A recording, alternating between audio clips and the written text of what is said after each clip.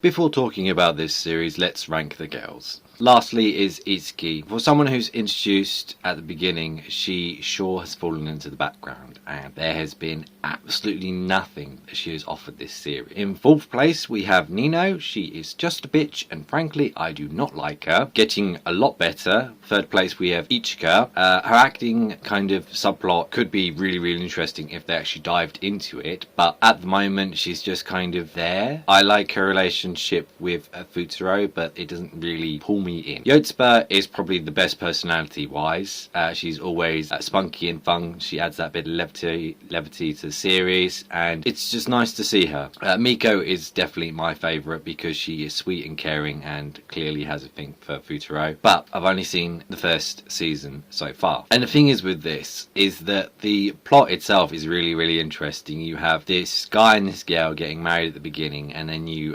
flash back and you're trying to figure out which 5 of these sisters he's actually marrying. Now, the premise is absolutely amazing, and like it's so fresh and so distinct that you're like, oh, this is going to be great, this is going to be awesome. But the problem is, it's not very interesting, and there's very little character development throughout this series. This is 12 episodes, and if you compare it to Spy Family, which that only adapts 3 volumes, and you get 3 volumes per 6 episodes in this, and like, it feels like it takes so long. Everything is just so boring and bland. Like, unlike Spy Family, which feels like it needs to be that long, this one just feels like it's just not doing anything. Whilst all that is going on, you have like no character development. It just really doesn't do much for me. Like most time while watching this, I was playing on my phone and stuff like that. And for me, if the movie wasn't out, I probably wouldn't have a desire to carry on watching this anime. I think the manga's pretty decent so far. I'm only in 3 volumes, halfway through season 1. Yeah, I don't know, it just feels like a drag. And of course you have a lead in Futaro, and you're usually supposed to gravitate towards them. Yes, most anime leads tend to be kind of blank slates that you kind of can put yourself onto and kind of relate with. But the problem with this one is there's no characters that really pull you in and you kind of have an emotional connection with. Having a lead that's also blank as well really doesn't help, because it makes the whole thing that less interesting. This is 12 episodes, and I expected some sort of progression. You know,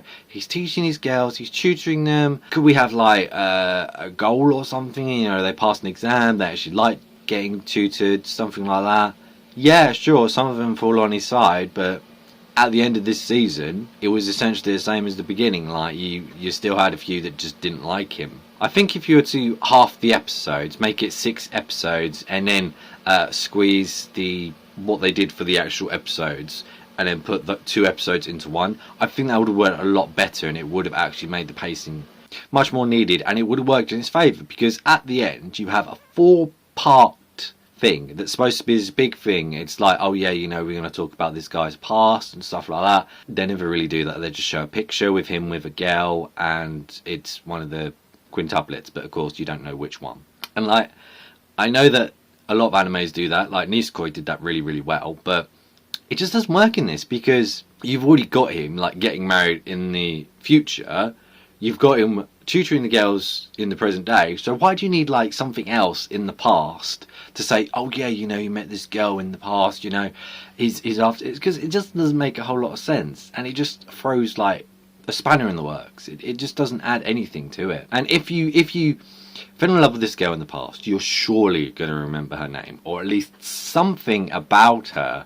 But no, and these quins are always together, so how we got a picture with just one and got like, I don't know, something, because it's never explained. Like, you just see a picture, but to have something with this one without the other 4 even being seen or anything, it's just bizarre. It's really bizarre and feels really shoehorned in. So as you might tell, I didn't really enjoy watching this series. I thought it was generic at best. Great premise, but it did nothing for me.